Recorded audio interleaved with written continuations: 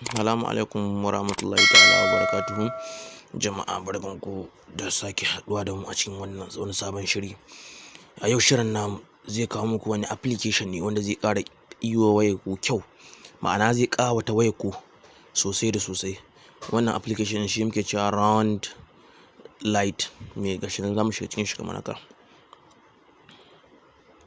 Zan ajiye muku link ɗinsa a description domin ku je ku ɗauko shi.